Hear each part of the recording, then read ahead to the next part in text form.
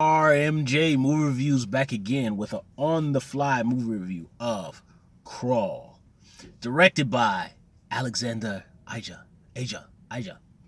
of High Tension and The Hills Have Eyes 2006 fame.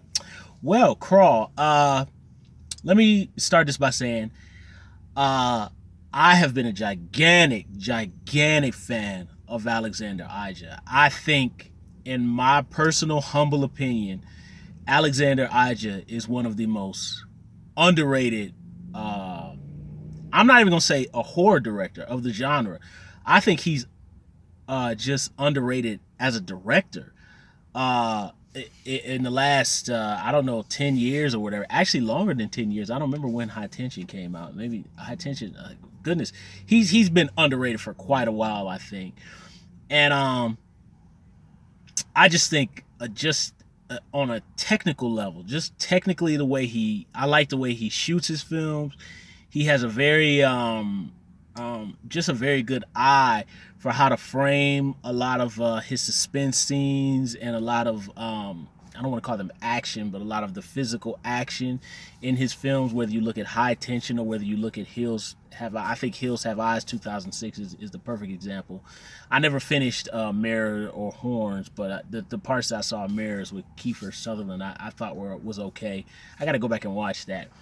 But I really think that he's just a fantastic director, and he's a director I would compare him to, and nobody beat me up too bad, but I would compare him to Wes Craven. Wes Craven was another, rest in peace. I think he was another director who just he was just well at directing like actors and directing scenes, and I think the same could be said for Alexander Aja. I think he just I really like how he directs. He just has a good sense of directing actors, framing his shots, staging action, how to really just that visceral feeling of like when you feel the gore. The violence in his movies has a lot of impact. And Wes Craven's movies were like that too. I mean, you look at the original Hills; that's a very impactful film. And Alexander Aja's remake of Hills Have Eyes, regardless of couple of issues I had with uh, how much we know about the villains and who connects to who, and some of the little inconsistencies within the film. I think just on a technical level, I think Hills Have Eyes 2006 is just fantastic. I just love the way that movie looks with the warm colors and the blood, and he carries very much of a lot of the visual aesthetic that he had that I thought was his strongest in Hills Have Eyes remake. He carries that over here into Crawl, which basically could almost be seen like you know obviously I remember the movie Alligator. I think Robert Foster was in that movie. And there's actually an Alligator 2, guys. I never saw Alligator 2. I might have seen pieces of it, but I never saw it. But Alligator 1, I remember I used to see all the time on the WOIO Cinema 19 local TV movie back in Cleveland. I used to watch that all the time when I was a kid because they used to show it every year back in the 80s and the early 90s. But this is basically the same thing as Alligator, except it's kind of more condensed as opposed to that was like in a city New York type of area. This is more like in a house. I'm assuming like down in Florida. I kind of walked into the movie late, so I might have missed a couple details, but I'm assuming this is like down in Florida where there's a lot of alligators. And what I love is that simple plot. There's not like no mutated creatures from beyond the graves. They're just alligators who there's this storm coming on, a la Hard Rain with Morgan Freeman and Christian Slater, and they submerge onto this man's house, and his daughter is coming there to see how her daddy's doing in this storm to help him out, and they come afoul of all these alligators that have basically are swarming around during this while this town is being evacuated. It's very well done. Most of the action takes place underground in this house, so there's not a lot of sets, but you don't need that.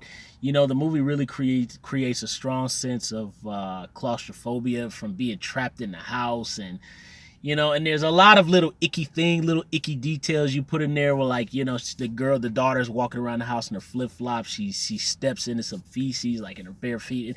I have a big thing, personally, for me. I like, even in summertime, only place I wear flip-flops really is like if I'm like in Texas, or if I'm in Florida or California, someplace that's really hot, or if I'm at the pool or at the beach. But overall, I just have a thing about, I don't like stuff touching my feet. You know, I just, personal thing. So when I saw her step in that feces, I was like, ugh. And there's a lot of things like that with just the mud and the ick and the mice and spiders and crawling on your body. And then, you know, you get down just to the alligators crawling around in the dark. You see their eyes, you could hear them kind of, and you could just hear them, but you know, or you see their tail kind of slither through the water. There's a lot of cool stuff like that. I love a lot of the underwater camera work because, you know, I'm a big swimmer personally in my own life. I love to swim. I love water. So I love movies that always have like water shots where actors get stuck underwater and they're kind of like, I love all that kind of stuff. And there's a lot of that here. It's a very well done creature feature, and this basically what it is. This is a fun B movie, run from the monsters. This is well, basically, as is, Jurassic Park is a big budget B movie. This is basically if you took out all the money of Jurassic Park and put it in one location, that's Crawl.